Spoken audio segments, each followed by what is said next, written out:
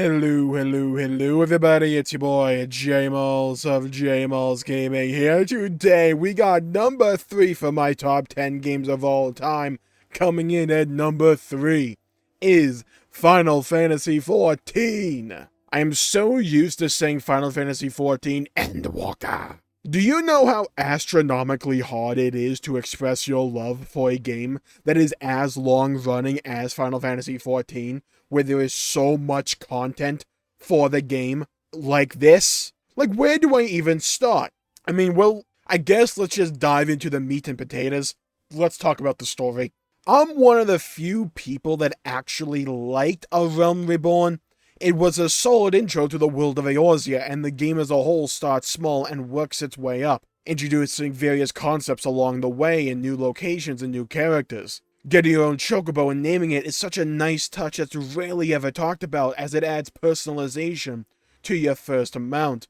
You go through the dungeons, which is nice to have for the main story quest in my opinion, as it's a good way of making you care about the dungeon itself while taking you to a variety of locations. 2.0's story is pretty by the numbers, but the characters are pretty fun to hang out with. And I love the twists and turns. And when I say the story just soars from the very end of Heavensward, A Realm Reborn on, I mean it just flies into the highest of stratospheres of storytelling, not just in video games. There's always this really weird critique about the MMORPG genre that people just took as inherent to the genre itself, and that is the idea that MMORPGs are just not good vessels for storytelling. And in my opinion, Final Fantasy XIV just proves it wrong. You just need to craft your narrative to fit an MMORPG while having your own identity. Because while this is an MMORPG, it feels like a Final Fantasy game.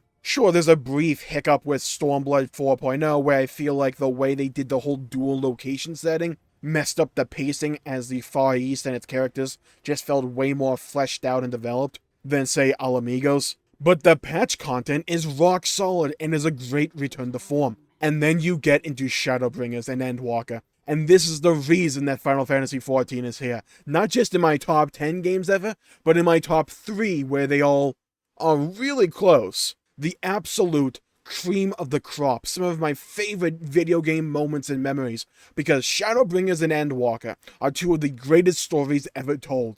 Period. Exclamation mark. Every other, form of punctuation except a question mark, because there are no questions here for me. Shadowbringers takes you to a completely different world, and after spending hundreds of hours in Eorzea and the Source, you would think, I don't care about going to this new world, I want the old one more developed, I want to be in that world. But what they managed to do is grab you and make you care about it. It refuses to let you go. You become invested in the world, the characters, the history of this world, and Emmett Selk as the antagonist. I mean, come on. There's a reason this guy has become one of the most cherished characters in Final Fantasy. He is that compelling, that engaging. Whenever he is on the screen, he just pulls the entire scene towards him. And then after an incredible ending in 5.0, you get another absolutely incredible and emotional story culminating in 5.3. And then you move into Endwalker, which wraps up the entire narrative arc the entire game has been furthering to this point since 1.0. And it does so in such a compelling way because it focuses on its theme and message the game has been trying to tell you since the very beginning. It puts that towards the forefront and makes that the story and has everything happen around that theme, around that message. It just drives home the entire journey you've been on this entire time. Whether you've been playing for a couple of months, a few days, I don't know how you got to Endwalker in a few days without a skip. I mean, that's dedication right there. Or for years like I had, because it uses its theme and message and makes that the central gravitating force throughout most of Endwalker. It's hard to explain without spoiling it, but even with spoiling, it would take far longer than just a video. Hell, one of the longest running series on this channel is me going character by character, and soon to be location by location, and just describing why and how they make the Endwalker story so compelling, with my series Why I Love Final Fantasy XIV Endwalker.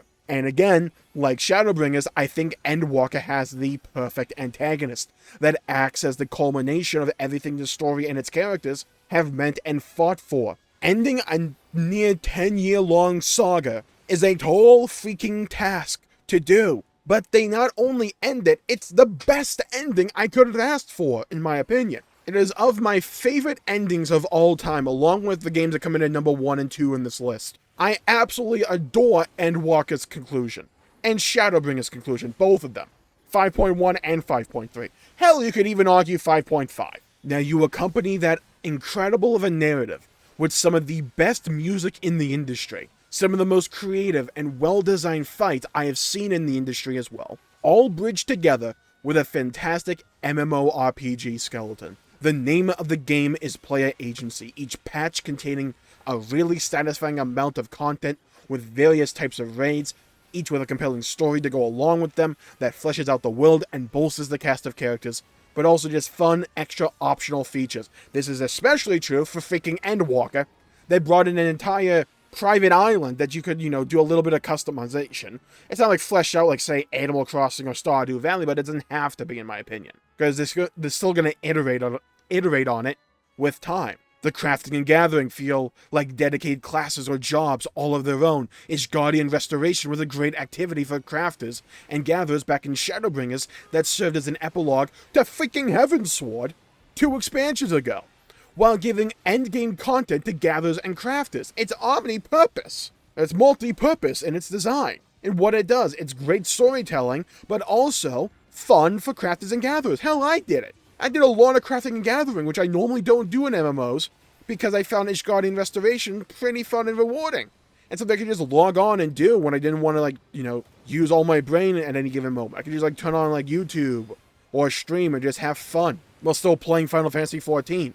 It gave me options as to what I wanted to do at any given time. You have player housing, which is really customizable and fun if you can find one of the freaking houses to actually get. You have the gold saucer, which is fun to do every now and then for cosmetics, emotes, hairstyles, etc. And it's filled with various mini-games that I find fun. Hell, I still do the basketball one every now and then, just for a weekly challenge here or there, just because I find the actual activity fun. You have Final Fantasy staples such as Triple Triad and Chocobo Racing. They make their return. There's a variant of Fort Condor in the game as well. There are jumping puzzles, seasonal events, enough tools to let the community create and curate community-ran events in the game world, and there's a swath of musical instruments that bots can learn how to use to create in-game concepts. I've even seen people make entire freaking theater troops in the freaking game, and then live stream it. The creativity that the game lets you do by giving you the tools and saying, here, go wild with this, have fun, think of something new that you can do with this. And the community does. It fleshes out the community, makes it fun, rewarding. You always want to keep up to date with what everybody's doing. And when you can create an environment like that, that is when you have succeeded as an MMORPG, in my opinion. It's when it's not just the game that is compelling, but also the community around the game that furthers the content, that creates their own content. Because the game gives them enough tools to have that liberty, to have that freedom of expression. And then, side note, just a personal thing of mine. Yeah, how do I phrase this correctly? There's a freaking Gundam storyline where you get to pilot your own armored freaking core for a bit, which was super fun, and give you a bunch of cool one-off raid fights called Child. Please bring the giant robot back. Please, I beg you. And the developers actually listen and take to heart player feedback and iterate on existing systems to make them more engaging. It's a game that is still being constantly patched with exciting and engaging stories, fun gameplay, all while iterating on previous systems based on player feedback to make them more engaging. They don't nail it every time, but I can at least look at the hiccups and go, well, I know your heart was in the right place here, and you're at least trying something new. Now, the only reason this game isn't even higher in the list and taking the 1 or 2 spot is simply down to a very simple reason. While I like A Realm Reborn and I like Stormblood 4.0, to me at least, they are a noticeable difference in quality compared to the rest of the game. Compared to the consistent highs and highs of Heavensward, Shadowbringers, Endwalker. I think Stormblood has some really high highs as well, but it's more spiky. It's not as consistent in its narrative. I love the Far East, but Alamigo's a bit of a letdown to me. A Realm Reborn is them clearly just trying to find their feet and course correct after 1.0. It's understandable to me, but it is a bit of a rocky introduction for a lot of new players, where one of the greatest sentiments I see around the community when it comes to new players is just get the Heavensward. It shouldn't have to be that way necessarily. I don't think a Realm Reborn is bad or anything, but comparing a Realm Reborn to a freaking Heavensward is just honestly rude to a Realm Reborn. But it was a great course correct from 1.0. It absolutely was. And honestly, I still have a lot of good memories from a Realm Reborn. But when we get this high in my top 10 list, things get tight. I have to get nitpicky. And while I like a Realm Reborn and I like Stormblood, I don't love them like I do with Heavensward, Shadowbringers, and Endwalker. But Final Fantasy XIV nails down a key element of MMORPGs that I find so compelling and is one of the reasons that I left World of Warcraft all those years ago. I think it's like 2 years ago at this point. The game is okay with me not playing. I don't feel obligated to log in every day or every week. I can take breaks and just know that 14 is there waiting for me to return, and I can always just hop in and have some fun. No stress, nothing to worry about. I don't really need to be concerned that I missed like a week of gear grinding or whatever. I can make it up rather quickly and painlessly. And when there's something else I want to focus on, I can just do that. The game is all about choosing what you want to do.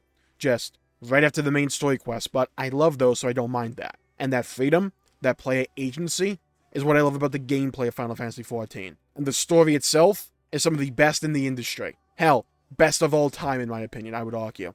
It is that compelling, that engaging, and I fully recommend playing Final Fantasy XIV if you haven't already.